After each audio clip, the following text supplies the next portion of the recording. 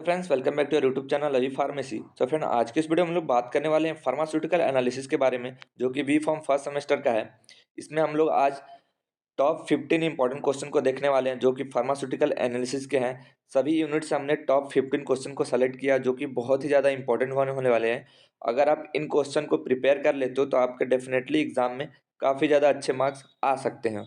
तो चलिए आज की इस वीडियो को हम लोग शुरू करते हैं। तो वीडियो शुरू करने से पहले मेरी आपसे एक छोटी सी रिक्वेस्ट है, अगर आप मेरे चैनल पर न्यू हैं तो चैनल को सब्सक्राइब कर लें, और वीडियो हेल्पफुल लगे तो वीडियो को जरूर लाइक कीजिए।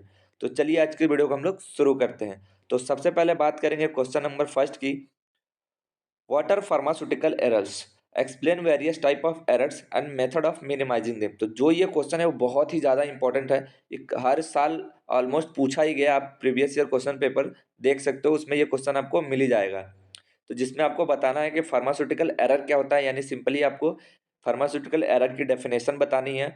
उसके बाद explain various type of errors, यानी कितने टाइप्स के एरर हो सकते हैं उसके बारे में भी आपको बताना है।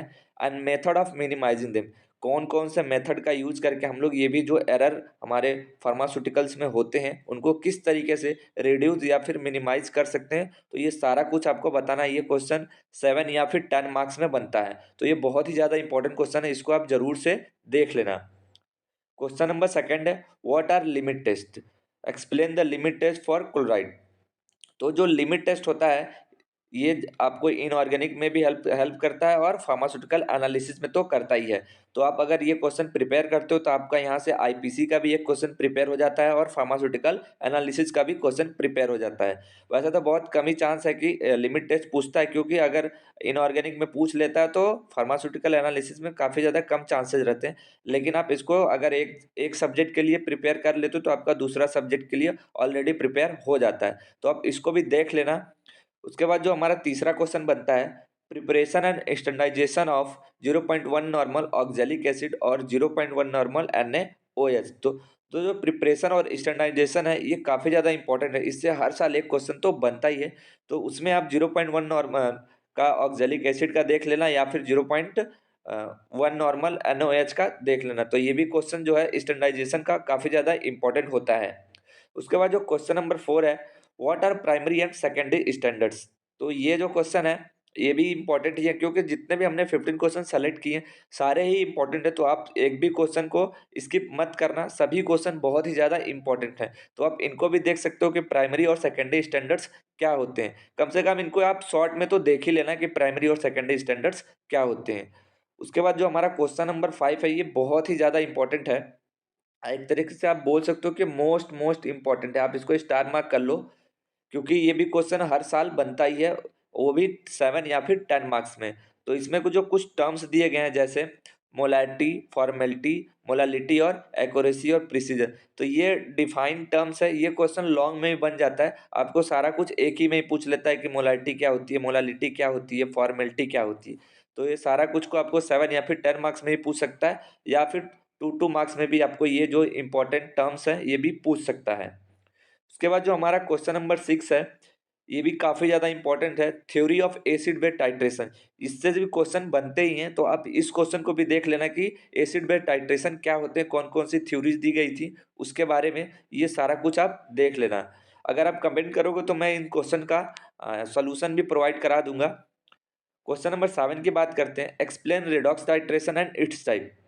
इस क्वेश्चन में आपको बताना है कि रेडॉक्स टाइट्रेशन क्या होता है, यानी उसकी डेफिनेशन बतानी है, और उसके टाइप्स बताने के कौन कौन से टाइप होते हैं रेडॉक्स टाइट्रेशन के। उसके बाद जो हमारा क्वेश्चन नंबर 8 बनता है, what is conductance, explain the conductometric titration. ये क्वेश्चन 7 या फिर 10 मार्क्स में बनता है, ज़्यादातर चांस है कि ये 7 मार्क्स में क्वेश्चन बनेगा। तो इसमें आपको बताना है कि कंडक्टेंस क्या होते हैं, उसके साथ ही साथ आपको बताना है कि कंडक्टोमेट्रिक टाइट्रेशन क्या होती है। तो आपको ये सारा कुछ इस क्वेश्चन में बताना है। क्वेश्चन नंबर 9 की बात करते हैं, what is the difference between iodimetry and iodometry. ये भी बहुत ही ज़्यादा इंपॉर्टेंट क्वेश्चन है, क्योंकि यहाँ से एक जो डिफरेंशिएट वाला क्वेश्चन बनता है वो सबसे ज़्यादा यही क्वेश्चन बनता है कि आइडोमेट्री और आइडोमेट्री में क्या डिफरेंस होता है। ये क्वेश्चन 7 मार्क्स में बनता है, तो आप इसको जरूर इसका डिफरेंशिएट देख लेना। उसके बाद बात करते हैं अपने अगले क्वेश्चन, क्वेश्चन नंबर 10 की, explain the theory of acid base indicators. अभी हमने ऊपर देखा था कि एसिड बेस टाइट्रेशन क्या होते हैं, और यहाँ पे आपको एसिड बेस इंडिकेटर के बारे में पूछ रहा है। तो ये जो थ्योरी वाले क्वेश्चन है ये बहुत ही ज़्यादा इंपॉर्टेंट होते हैं, क्योंकि ये हर साल इससे क्वेश्चन बनते हैं, तो आप इसको जरूर से देख लेना। क्वेश्चन नंबर 11 की बात करते हैं, व्हाट इज प्रिसिपिटेशन टाइट्रेशन। तो ये जो क्वेश्चन है इसमें आपको बताना है कि जो हमारा प्रिसिपिटेशन टाइट्रेशन है वो क्या होता है, उसके बारे में आपको डिटेल में बताना है।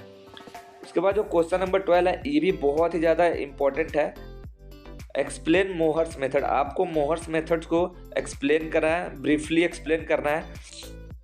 उसके बाद क्वेश्चन नंबर जो हमारा 13 बनता है, explain different type of electrochemical method of analysis in brief. आपको इस क्वेश्चन में बताना है कि कौन कौन से टाइप होते हैं इलेक्ट्रोकेमिकल्स मेथड ऑफ एनालिसिस के, उसके बारे में आपको इस क्वेश्चन में एक्सप्लेन करना है। ये जो क्वेश्चन है ये ज़्यादातर 7 मार्क्स में बनता है, तो आप इसको जरूर से देख लेना। अब उसके बाद क्वेश्चन नंबर हमारा 14 क्या होता है, construction and working of dropping mercury electrode, या फिर यहाँ पे construction and working of standard hydrogen electrode, और यहाँ पे एक और बनता है question, construction and working of standard calomel electrode. तो इसमें जो मेरे हिसाब से सबसे ज़्यादा जो क्वेश्चन बनता है वो बनता है स्टैंडर्ड हाइड्रोजन इलेक्ट्रोड के बारे में और ड्रॉपिंग मर्करी इलेक्ट्रोड के बारे में। तो इनको आप जरूर से देख लेना, इन 2 क्वेश्चंस को, क्योंकि इससे काफ़ी ज़्यादा क्वेश्चन बनते हैं हर साल। उसके बाद हमारा आखिरी क्वेश्चन आज का आता है जो कि क्वेश्चन नंबर 15 है। हमने टोटल 15 मोस्ट इंपॉर्टेंट क्वेश्चन को इस वीडियो में डिस्कस किया है, तो क्वेश्चन नंबर 15 भी हम लोग देख लेते हैं। Right short note on diazotization titration, metal ion indicator, solvent use in non aqueous titration. तो इसमें जो क्वेश्चन नंबर 3 बनता है, यानी जो इसमें 3rd क्वेश्चन है, solvent use in non aqueous titration, तो ये जो क्वेश्चन है वो थोड़ा इंपॉर्टेंट हो जाता है, तो आप इस क्वेश्चन को जरूर से देख लेना। ये सारे क्वेश्चन ही इंपॉर्टेंट है। तो आई होप आपको वीडियो हेल्पफुल लगी हो। अगर आपको इस क्वेश्चन का सलूशन चाहिए तो आप मेरे को कमेंट करके बता सकते हो, मैं इनका सलूशन भी प्रोवाइड कर दूंगा। तो आई होप आपको वीडियो हेल्पफुल लगी हो। वीडियो हेल्पफुल लगे तो वीडियो को जरूर लाइक करना और अपने फ्रेंड के साथ भी शेयर करना। तो मिलते हैं नेक्स्ट वीडियो में।